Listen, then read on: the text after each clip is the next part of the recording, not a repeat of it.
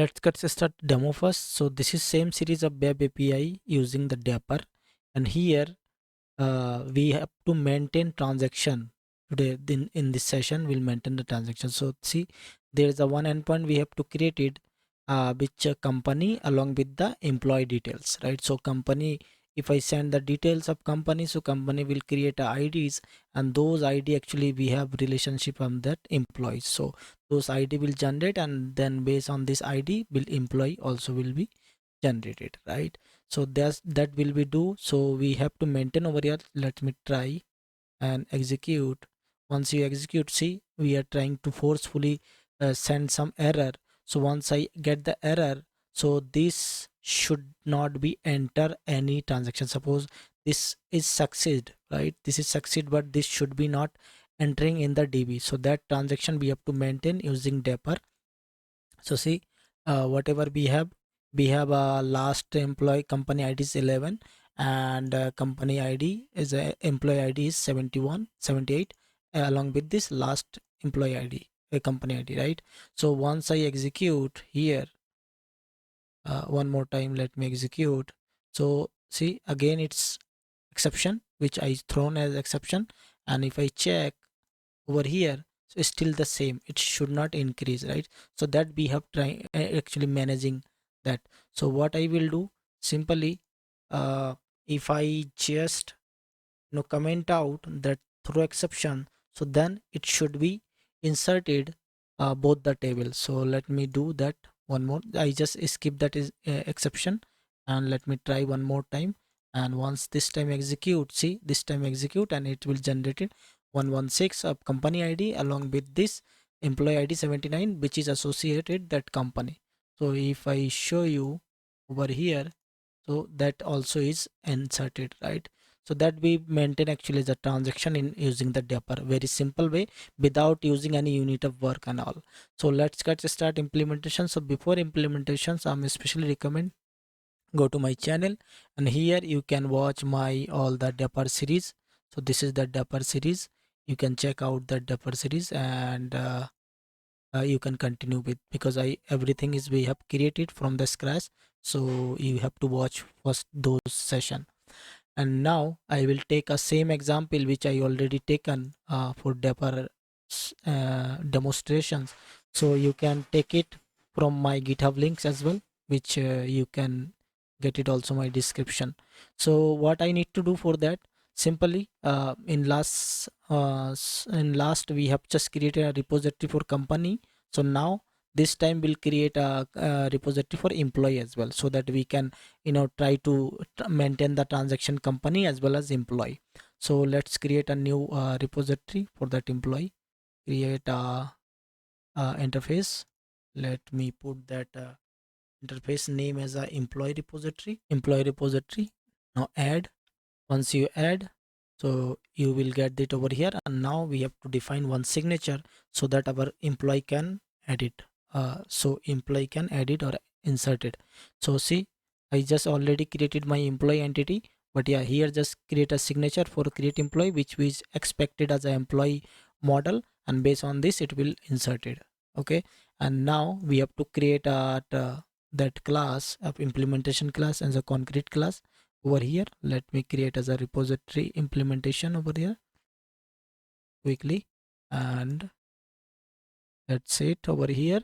And now just inherit that I employee, and just implement that method. So now this way we have to just implement. So we already implement for company, so I am not going to detail again, but yeah, it's very pretty much simple. Again, we have to do this, create a constructor, and also we have a uh, DB provider factory over here. So I will use that DB provider factory and use that as a injection over here, as a construction injection. And once it's done, then I need to write some query over there so that I can insert it over there. So my insert query would be very pretty much simple. So this is my insert query. So simply insert into that employee table, and the name, age, position, and company ID value with whatever value we have at the name, age, and this, and those I think will be added. And once I insert it, so I need to get that whatever last scope identity ID, right? So if it is done, then what I need to do, I have to just create a connections, and inside this connections, see, I just using the connection which is providing DB provider, and create a connections. And in this connection, what I need to do, I just using that connection dot execute scalar, and passing that our query, whatever our query that I need to pass, and employee, whatever employee we have as a parameter we need to pass over here, which we have the value which we want to insert it, and simply employee ID. And that is not important, that we can remove it as well. It is not required actually, but yeah, if some error, then we'll try that one. So this is done, and whatever last employee we have to assign to over here and get back to over here. So this is pretty much simple approach. We have to create insert data into the Dapper using the Dapper. So I already explained everything, so please, if you first time, so please watch my previous session of this series. Definitely you will get more idea. And now what I need to do, go to my service here.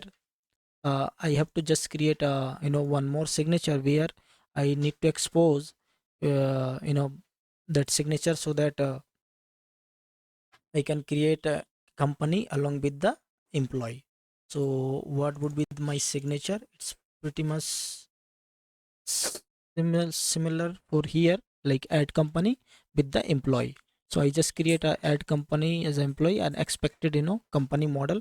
And company model we have, if you go to that company model, all the company data along with the employee list. So we can create a one company uh, associate with multiple employee, right? Because multiple employee can have one company, right? So that's we have to create it over here. So go back to here, and we have to implement this one. So go back to that company service, and let me implement this. So implement interface, and once I implement, look it to that, here's that. And here what I need to do, simply I need to do some similar concept of that add company. So I just added add company, right? So similar, I need to inject my employee repository, because now in previously I did only one transaction, right? Now I have to do together, I have to do the two transaction together, right? So what I need to do for here, simply I have to I employee repository, create a variable and inject it over here. And once you inject, that's it. Now go to implementation. Here I need to implement one by one. First I have to create that entity. For example, first I have to convert this model. Actually, see, this is a DTO model, right? So what I need to do, uh, first I need to convert to our entity model, because our repository, whatever our repository, company repository, right? So let me copy this and show you, right? That's why you can exactly understand. Like, see, create company. So if I create company, see, in this create company is expecting actually company entity, right? So which will be provide, actually this is a company DTO, so that we have to using the mapper, we just convert it over here and pass it over there, right? Simply. And what I need to do, simple, I have to await, because I am using asynchronous and using that await. So once it's done, now I will get a response over here, right? So what would be my response? My response would be as a company response. So this is my company response, and in this company response, we have that company ID what will be actually generated. Those company ID, what I need to do, I need to uh, I need to pass to our employee repository, right? So how we can do that? Simply, let me call that employee repository first. Let me call employee repository dot create employee, right? And what the expectation over here, here again, the employee entity required, right? But here we have a DTO of that company as well employee, right? So again we have to conversion over here. So how we can convert? Again, very simple. What I need to do, I need to use this mapper, and this mapper actually map.map, and whatever employee I have to destination this, and if this company has this employees list, right? So those I will map over here, and once I map, then I can pass it to here. And but see, this is a list of employee, but here I want uh what do you say, I want a single entity, right? So in this case, what you can do, I have to just create a for each loop. Okay, and this for each loop, we have that employees. So whatever the employees we have, right, this is that employee, and this repository I need to call inside this for each loop, so that I can generate one by one. So yeah, there is a many way actually we can do that. Like we can create a, you know, bulk bulk insertion together. So that we'll do in upcoming session. But yeah, here we'll just show as a first how we can easily do that with this approach. So ID, not ID, actually company ID, because we have to add employee ID, employee records needs to company ID, right, which is associate. So what is that employee ID is, here I can get from here company response dot ID, I can get from there. And once I get, so this employee I can pass it to over here by one. And also it is a async, so I have to use as await. And this is done, and also we have to terminate over here. And now this is done. And once we are getting that employee, what I need to do again, because I just written this company model, right? So again, this will be written actually that what is that, it is a entity, right? So what I will do, I will again will just map to our DTO. So this is a conversion concept. So if you're not aware, so I also actually doing many session for this conversion, so you can do the you can just check out those session. So now see, whatever employees we have, what I will do, simply convert to our employee DTO. And this employee DTO, actually this employee DTO will assign to our main DTO, right, which is actually getting for this company response, right? So that company response dot employee, and this employee assign, and simply we can return over here and this company response. So this is done. And once, not company response, actually we have to convert it to this company response to our that DTO. That part is actually missing, that I need to do that. So what I need to do, I need to one more mapping over here like this. So this is that mapping actually we have to record here. So whatever company we have, that first I need to just map over here. And once I map, so that response I can change it to like little bit over here. That response I can change it to this, and finally change it to over here. So this is done, and this I can change it to here. That's it. So this is let me format first. So this is the way actually we can call two repository or two transaction together, right? But here still I'm not doing any maintain transaction. So how we can maintain the transaction, that is a point actually here. So first I'll show you if without transaction how actually it's working, right? So what I need to do, I need to call this repository service in our controller. So go to my controller, company controller, and here what I need to do, one more endpoint this. So I just create a one another HTTP endpoint, post endpoint. Here I just create a company with employee ID and post a company and expected, this company model. And here just using same service, company service, using that whatever we newly created this method, right, expecting this, and that's it, right? And once it's done, one more thing actually we have to do, neither you will definitely you will get that error. So for example, I'll show you while the running. See, it is getting error. Why it's getting error? Because we newly added a employee repository which is injecting in our service, but we have not resolved the dependency. So how we can resolve the dependency? It's very simple. You have to go to here, and you can just go to program.cs file, go to service, add scope, and simply you can just pass I employee repository to repository. That's it. Now let's me run. Now this is that new endpoint, and here what I will do, I will nothing, I'll just pass it to same things. Once I execute, see it is getting uh, it is, there is a no issue, right? Because it is generating the ID based on this. Let me check in the DB. So it should be 116. So last ID is 116, now 117 and this. Okay, so now where is the problem?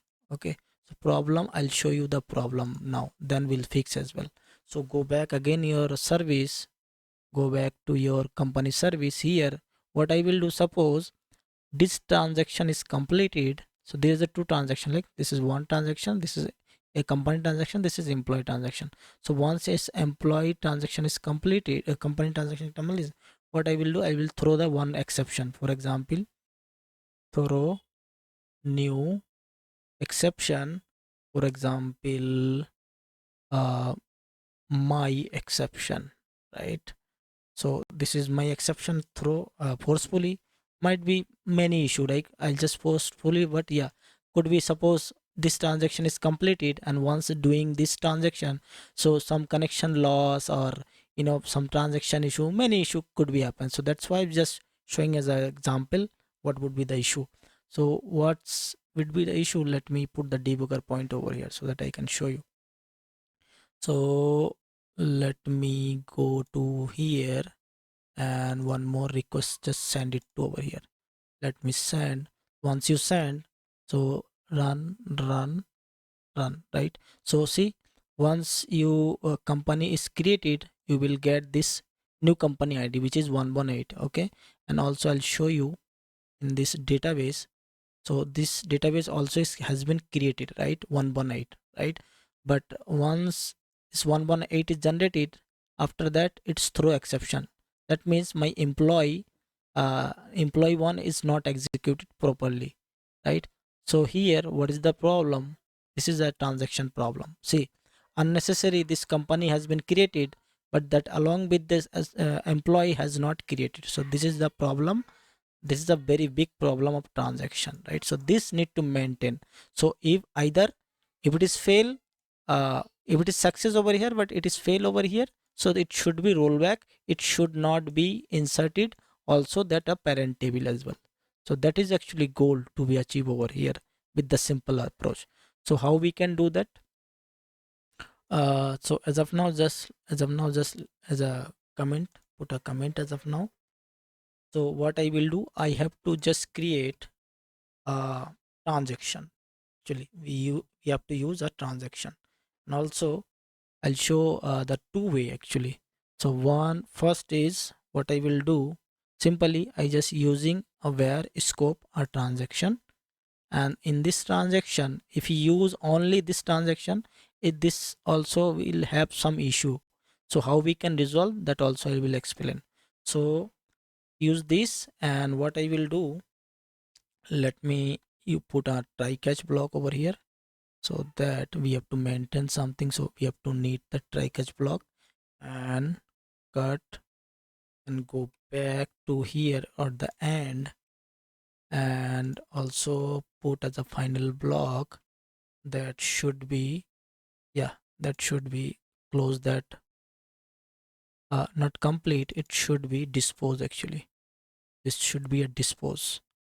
So every call, if any call, so that should be disposed.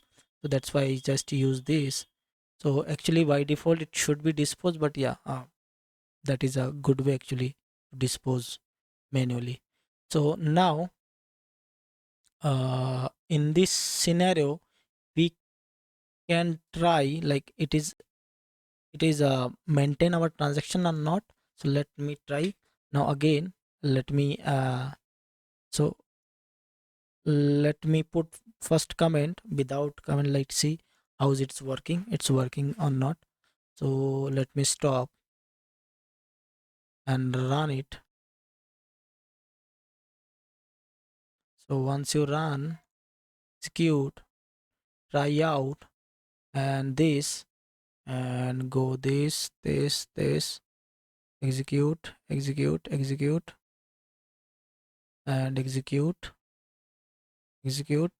return, dispose. Perfect. Finally got it.